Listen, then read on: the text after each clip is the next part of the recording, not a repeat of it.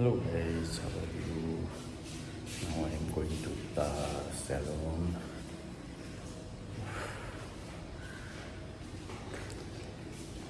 खिच्नुलाई साथीहरू अब यसो सेलुनतिर जानु पर्यो दाढी साडी बनाउन।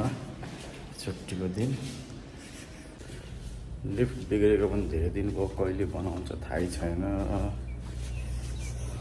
गाह्रो हुन्छ होला। यो चौतालामा बस्ने हो, यो मेरो अपार्टमेन्ट।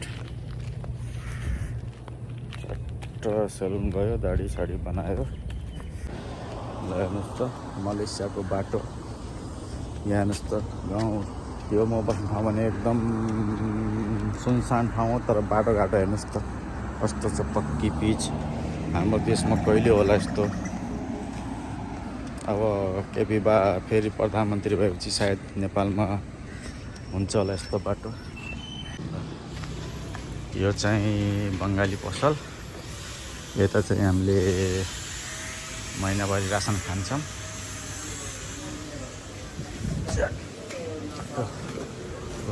बङ्गलादेशी पनि बसेको छ, अहिले कपाल काट्छ मेरो। कपाल यसरी काट्ने। बन्धु कैसे हो? अच्छे हो? दाढ़ी बनाओगे? खाना खा लिया?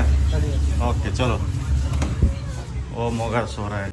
ल चट्ट दाढ़ी पनि बनाइयो।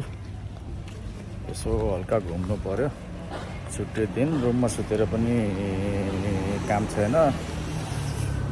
म त यहाँ यसो बाटोमा घुम्दै अहिले चिया पिउँदै